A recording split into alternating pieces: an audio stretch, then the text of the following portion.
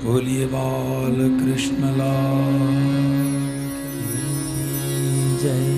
बोलिए भागवत भगवान की जय। श्री सद्गुरु देव की जय। ओम नमः पार्वती पतये हर हर महादेव।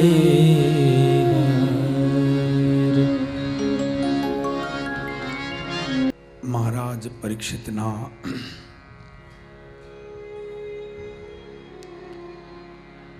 जीवनना બે પ્રસંગો સતજી મહારાજ વર્ણવે છે. આપણે બપોરી કથા જોતા હતા.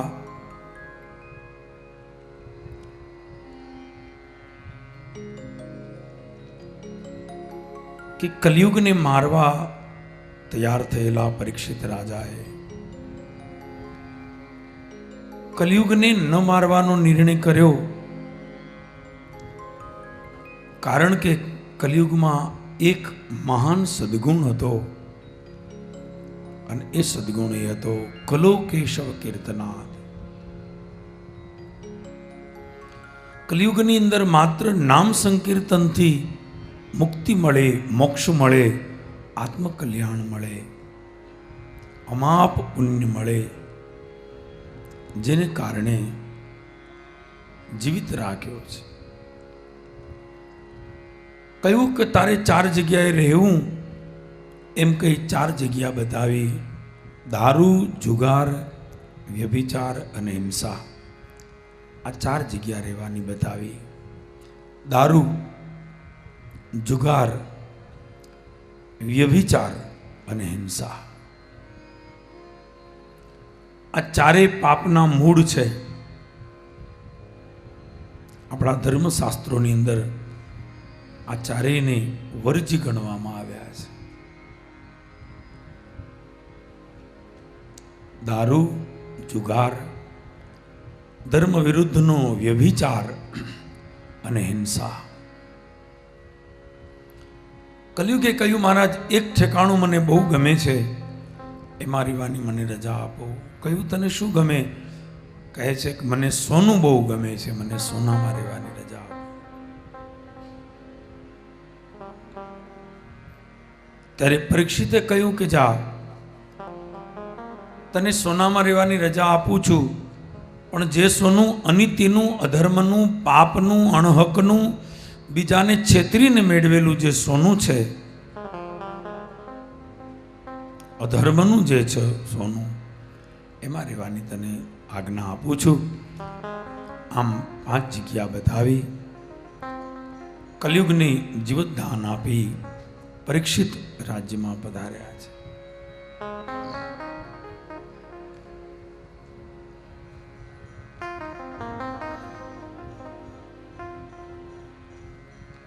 સમય વીતે છે,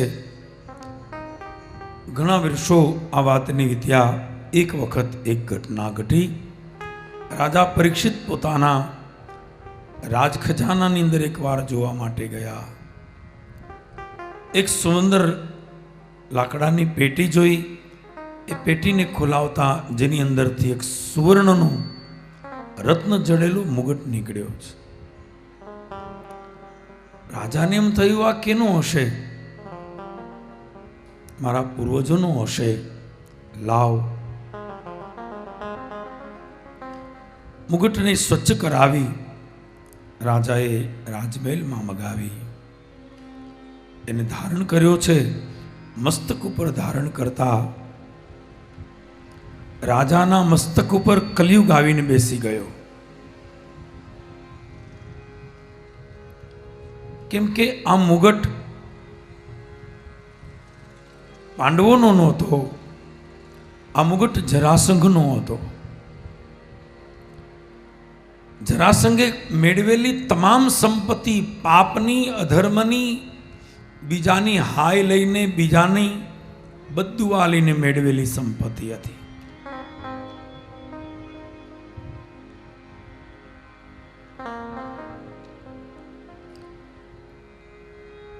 કોઈ જીવને ત્રાસ આપીને, મારીને, એનો જીવ લઈને કોઈ સંપત્તિ લેવામાં આવે છે, એ સંપત્તિ ક્યારેય સુખ ના આપે.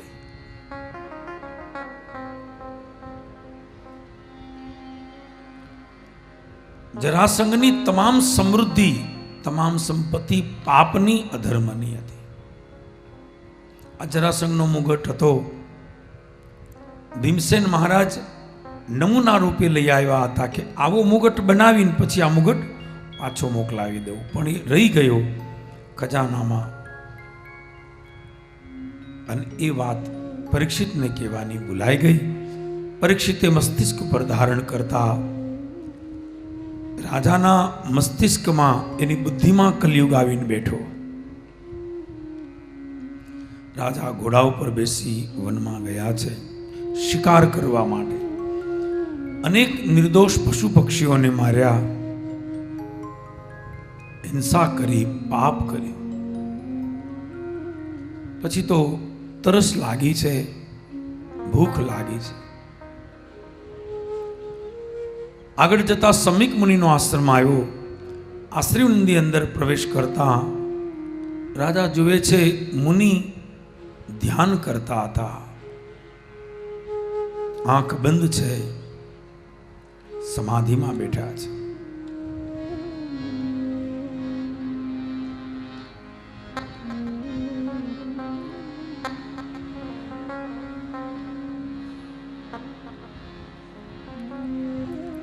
રાજાએ સમીક મુનિ પાસે આવીને કહ્યું, ગુરુદેવ, એ મુનિવર, મને તરસ લાગી છે, મને પાણી આપો.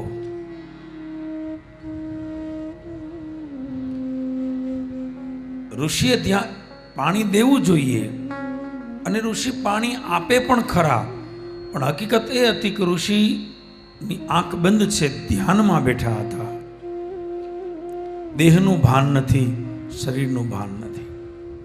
આ દુનિયામાં એ ધ્યાન સાચું છે કે જેને આસપાસનું કે પોતાના શરીરનું પણ ભાન ન હોય, એનું નામ ધ્યાન.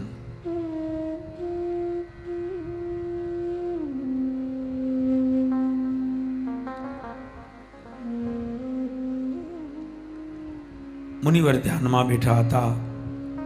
રાજાએ 2-4 વખત કહ્યું, મુનિવરનું ધ્યાન ન ગયું. પછી તો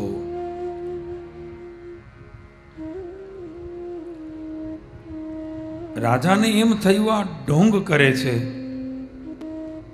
મને જોઈને આવું પ્રપંચ કરે છે, નાટક કરે છે, હમણાં એના પાખંડને ખુલ્લું પાડું. એમ વિચાર કરી જ્યાં દૂર નજર કરતા એક મરેલો સર્પ ત્યાં પડ્યો હતો. રાજાએ નીચે ઉતરી ઘોડા ઉપરથી બાણ વડે એ સર્પને ઉઠાવી ઋષિના ગળામાં સર્પ નાખ્યો. વિચાર કર્યો, સર્પ અડશે એટલે ઋષિ ઊભા થઈને ભાગશે. સર્પને જોતા, નામ સાંભળે તો માણસ ડરે સર્પથી, પણ ન ઋષિ ડર્યા, ન ઊભા થયા, ન ભાગ્યા. એની શાંતિમાં, એની પ્રસન્નતામાં, એના ધ્યાનમાં કોઈ પરિવર્તન નહીં, કોઈ ફેરફાર.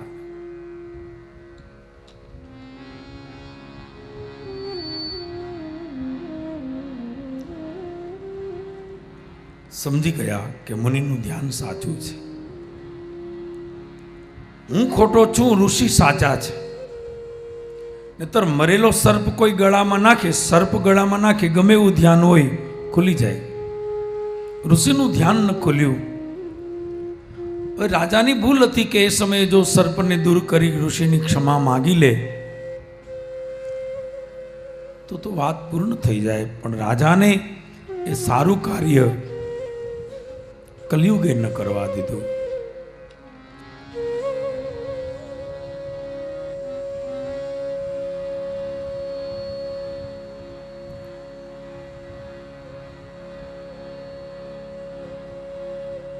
રાજા એમનેમ સર્પ ઋષિના ગળામાં રાખી ઘોડા પર બેસી નીકળી ગયા. બીજી તરફ સમીકના પુત્ર શ્રંગી આવ્યા. પોતાના પિતાના ગળામાં મરેલો સર્પ જોતા રોષ થયો, ક્રોધ આવ્યો. મારા પિતાનું આવું અપમાન કરનાર આ રાજાને દંડ જરૂર આપવો જોઈએ.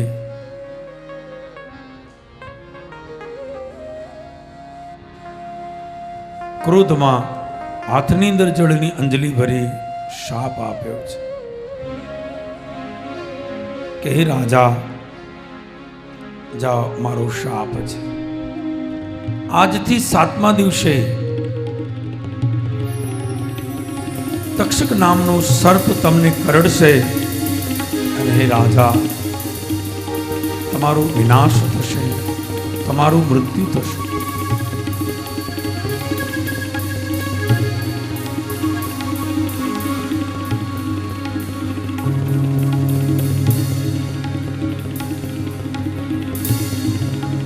બીજી તરફ શમીક મુનિનું ધ્યાન ખુલ્યું. સમાધિ ઉતર્યા પછી બધી વાતની ખબર પડી. શમીક મુનિએ દીકરાને ઠપકો આપ્યો કે બેટા, તે શું કામ શાપ આપ્યો? આનું નામ સંત, આનું નામ ઋષિ. કોઈ બીજો બાપ હોત તો એમ કહેત કે બરોબર છે, પણ સંત એનું નામ કહેવાય, કોઈનો દોષ ન જોવે. એને કહ્યું, દીકરા, રાજાએ ભૂલ કરી એ તો સમજ્યા, પણ તે શું કામ ભૂલ કરી? આપણાથી શાપ ન દેવાય.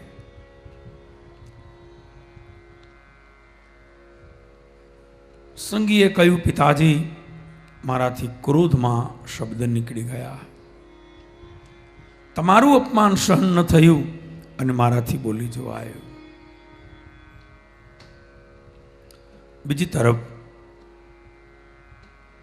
શમીક મુનિએ 4 શિષ્યોને મોકલી આજ્ઞા આપી કે જાઓ, હસ્તિનાપુરની અંદર જઈ રાજા પરીક્ષિતને આ સમાચાર આપજો કે તમને શાપ લાગ્યો છે, માત્ર 7 જ દિવસનો તમારી પાસે સમય છે.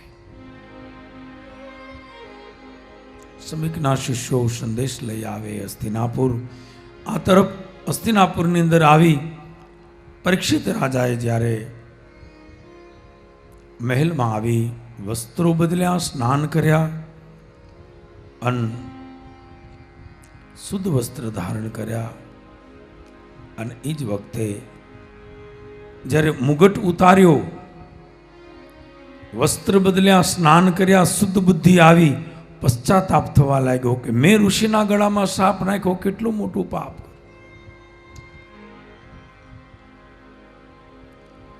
પશ્ચાતાપ થવા લાગ્યો છે. માણસને પોતાને પોતાની ભૂલ સમજાય એ બહુ મોટી કૃપા કહેવાય.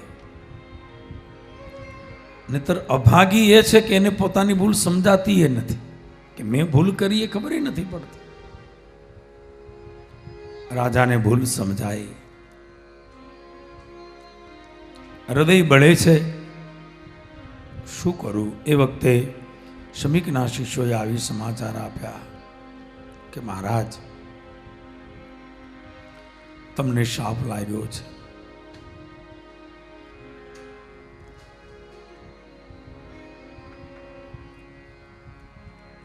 સાતમા દિવસે તમારું મરણ થશે. તક્ષક નામનો નાગ તમને કરડશે.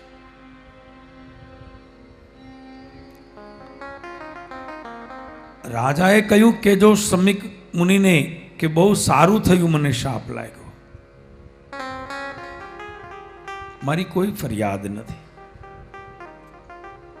જે માણસ ભૂલ કરે, અપરાધ કરે, એને સજા મળવી જ જોઈએ, દંડ મળવો જ જોઈએ. મેં ભૂલ કરી, એની સજા મને મળવી જોઈએ.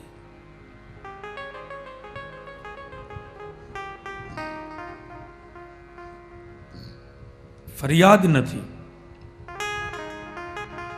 ભૂલનો સ્વીકાર છે. ભલે મને શાપ આપ્યો.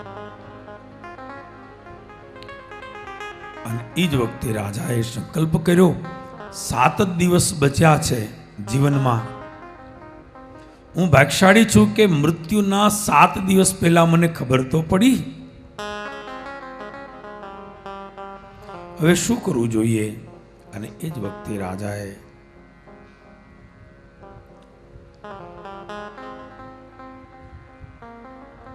આત્મકલ્યાણની શરૂઆત. વિચાર કર્યો કે બસ 7 દિવસમાં હવે કરવા જેવું એક જ છે, આત્મકલ્યાણ. હવે જગતમાં બીજું કંઈ કરવા જેવું, માણસને ખબર પડી જાય કે મારી પાસે 7 દિવસ છે, તો સજ્જન માણસ હોય, ભક્ત માણસ હોય તો આત્મકલ્યાણનો વિચાર કરે.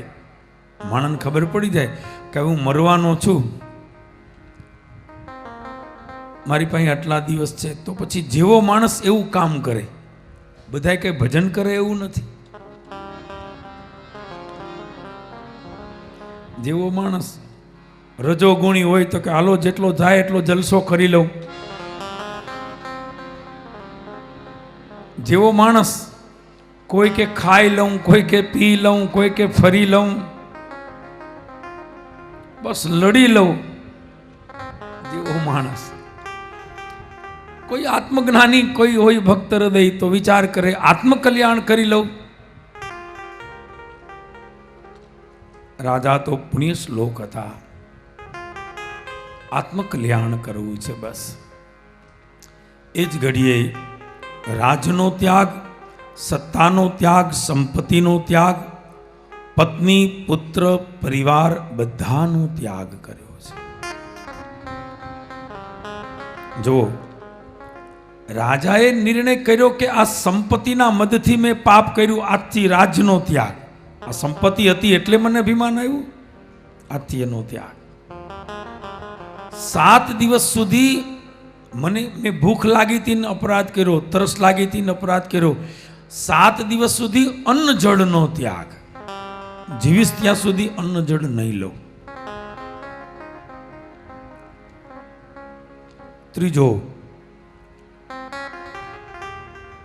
મને ઊંઘ આવતી હતી, થાકી ગયો હતો અને એટલે મેં આ અપરાધ કર્યો. આજથી 7 દિવસ સુધી નિંદ્રાનો ત્યાગ, ઊંઘનો ત્યાગ. ઊંઘમાં પણ 1 કલાક પણ જવા દેવી નથી. મારો સમય ઊંઘમાં પણ બગાડવો નથી. આમ જુઓ તો માણસના જીવનનો આયુષ્યનો 1/4 ભાગ તો ઊંઘમાં જાય છે. આપણે જેટલું જીવીએ છીએ ને એમાંથી અડધું નહીં પણ 1/4 તો પથારીમાં જાય છે. આ રિચાર્જની પ્રક્રિયા છે. મોબાઈલમાં બેટરી ઉતરી જાય, આપણે એને ચાર્જ કરીએ, મોબાઈલ ચાર્જમાંથી ઉતરી જાય. આપણા શરીરનું એવું છે, સવારથી સાંજ સુધી દોડે, સાંજે બેટરી ઉતરી જાય. ઊંઘ કરે એટલે બરોબર બેટરી ચાર્જ થઈ જાય. સવારે માણસ તાજો માજો રેડી, હાલો. ઊંઘ છે માણસને શક્તિ આપે છે, અનિવાર્ય છે, જરૂરી પણ છે, એના વિના હાલતું પણ નથી. પણ ધ્યાન દેજો, આ દેશની અંદર એવા યોગ જાણનારા મહાપુરુષો થયા કે જેને ઊંઘને પણ જીતી. યોગની માત્ર અડધી કલાકની પ્રક્રિયા કરી લે, એને 8 કલાક સૂવું ન પડે. એવા યોગી મહાપુરુષો પણ આ દેશમાં થયા. માત્ર અડધી કલાકની કે 1 કલાકની પ્રક્રિયા યોગની કરી લે, એને એટલી જ શક્તિ પાછી આવી જાય, સૂવાની જરૂર ન પડે.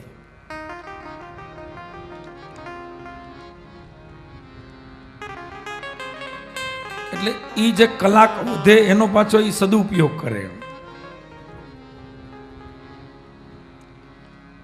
ઘણાને તો એટલી કલાક મળે તો એ કે કરવું હું,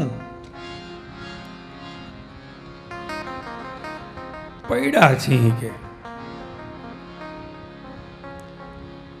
આ તો જે સમયનો સદુપયોગ કરે એવા મહાપુરુષોની વાત છે.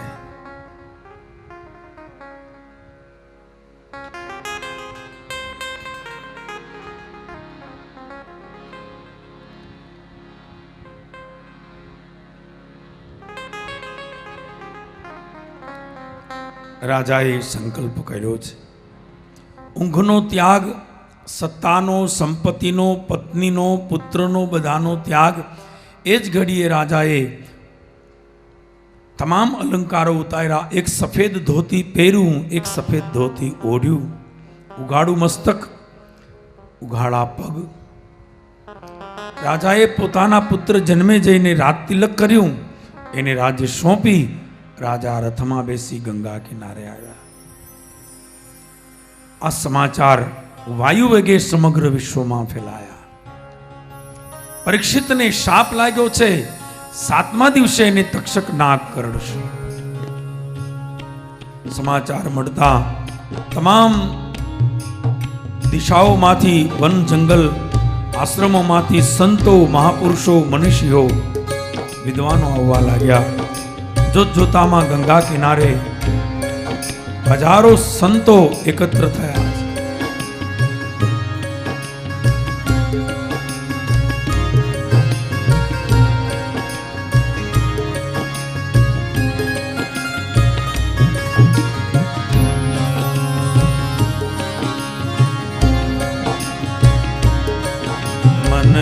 लागो मेरो यार फकीरी में, मन लागो मेरो यार फकीरी में. भला बुरा सबका सुनी लीजे, कर गुजरान गरीबी में. भला सबका सुन लीजे, कर गुजरान गरीबी में. मन लागो मेरो यार फकीरी में, मन लागो मेरो यार फकीरी में. भला बुरा सबका सुन लीजे, भला बुरा सबका सुन लीजे, कर गुजरान गरीबी में, कर गुजरान गरीबी में. मन लागो मेरो यार फकीरी में, मन लागो मेरो यार फकीरी में.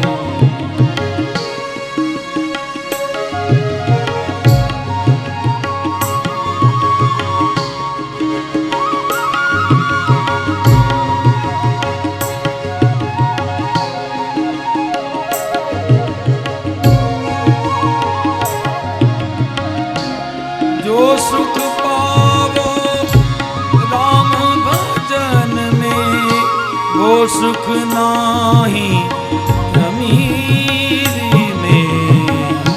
जो सुख पावो राम भजन में, जो सुख पावो राम भजन में, वो सुख नाही अमीरी में.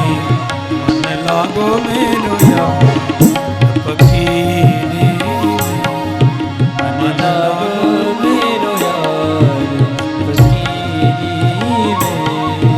मन लागो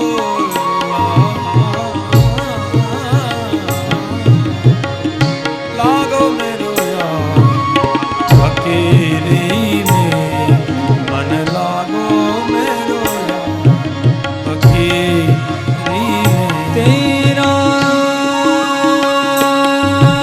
तुझको सौंप के क्या लागत है मोर, मेरा मुझ में कुछ नहीं,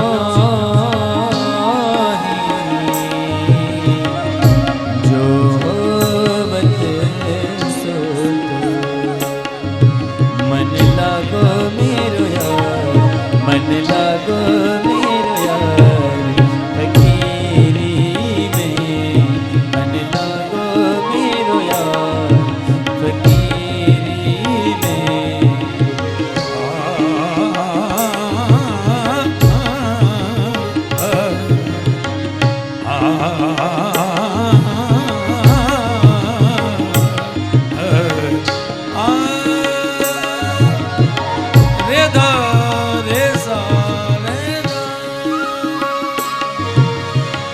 सा सा द प ग सारे सा ग ग ग सारे सा प प प सारे द द द सा द प ग ग ग सा लागो मेरो यार फकीरी में मन लागो मेरो यार फकीरी। कबीर कुआं एक है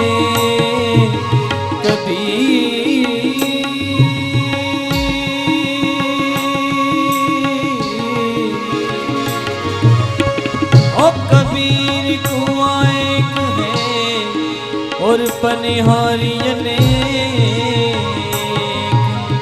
बर्तन सब न्यारे हैं और पानी सब में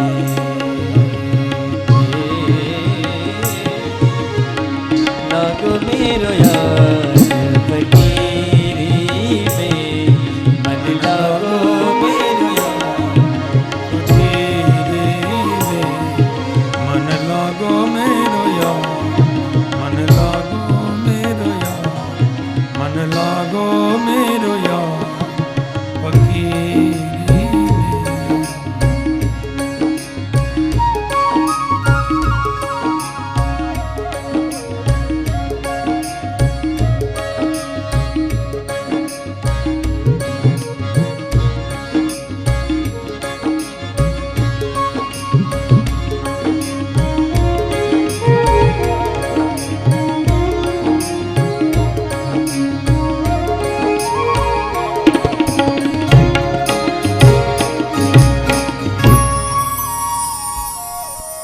जो सुख पावो राम भजन में वो सुख नाही अमीरी में।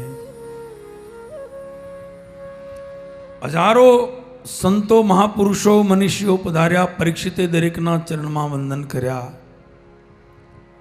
एक प्रश्न कर्यो के 7 દિવસમાં હું શું કરું તો મને મુક્તિ મળે। સંતોએ કહ્યું મુક્તિ મેળવવા માટે 7 દિવસ તો બહુ ટૂંકા પડે। 7 દિવસમાં શું થાય? अलग अलग विचारों मत मतांतरों थया, पण सर्वमत एक थयो कि जो सुखदेवजी पधारे अने सुखदेवजी जो धारे तो हे राजा ये एवा समर्थ छे कि 7 દિવસ नहीं पण 7 કલાક में मुक्ति आपी शके। समर्थ गुरु मळे तो પછી બીજું કંઈ કરવાની જરૂર નથી, બાકીનું બધું ગુરુ કરે। સુખદેવજી કઈ રીતે પધારે? કેમ કે સુખદેવજી કોઈના બોલાવ્યા ના આવે, તેડાવ્યા ના આવે। એ તો પરમહંસ છે, યોગી છે, વિરક્ત છે।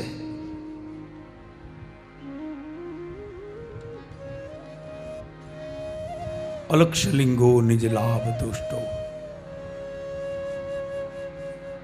અવધૂત છે। तो एनी मेड़े आवे, ईश्वर प्रेरणा करे ने एनी मेड़ाए आवे तो भले, तो एनी मेड़ाए तो भगवान प्रेरणा क्यारे करे?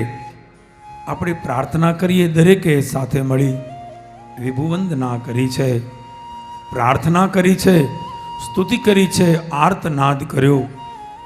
दरेकनी प्रार्थना भगवानना पासे गई। भगवाने सुखदेवजीने प्रेरणा करी। सुखदेवजी पोतानुं एकांत छोड़ी, भजन छोड़ी जंगल में एक गुफा में बहार आव्या। वन जंगलों पहाड़ों वटावता गंगा किनारे आव्या। गंगा किनारे पधारे छे। दूर थी बधाए जोयुं के सुखदेवजी पधारे छे। आनंद थयो। आटली झड़पथी फल मळशे कल्पना नहोती। उठी उठी संतो दंडवत करवा लाग्या। सुखदेवजी महाराज पधार्या। केवा लागे छे? व्यासजी लखे छे तत्रा भवद भगवान व्यास पुत्र। वर्णन आपता श्लोक लख्या छे भागवत में। तत्रा भवद भगवान व्यास पुत्रो यदच्छया गामट मानो અનપેક્ષ અલક્ષલિંગો નિજ લાભ તુષ્ટો અલક્ષલિંગો નિજ લાભ તુષ્ટો વ્રત સ્ત્રી બાલેર અવધૂત વેશ વ્રત સ્ત્રી બાલેર અવધૂત વેશ તત્રાભવદ ભગવાન વ્યાસપુત્રો યદચ્છયા ગામટ માનો અનપેક્ષ.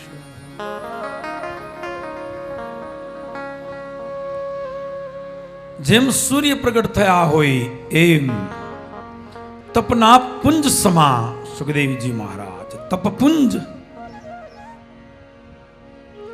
આમ જાણે દૂરથી સૂર્ય હાલ્યો આવતો હોય એવું જેનું તેજ છે, એવા સુંદર લાંબા વાંકડિયા વાળ છે. 16 વર્ષની ઉંમર હોય એવું જેનું શરીર છે, શરીર ઉપર વસ્ત્રનો એક દોરો પણ નથી, અવધૂત વેશ.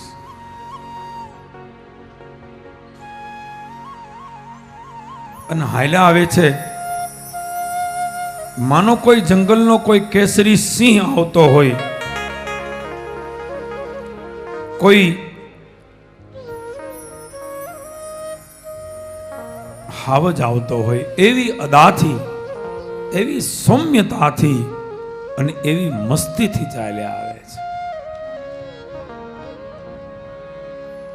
કોઈ પગે લાગે તો એની તરફ એનું ધ્યાન નથી, કોઈ વંદન કરે એના તરફ એનું લક્ષ્ય નથી, કોઈ ગાળો આપે તો એના તરફ પણ એનું કોઈ લક્ષ્ય નથી.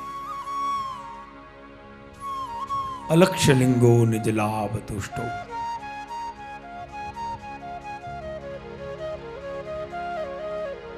મસ્તીથી ચાલ્યા આવે છે.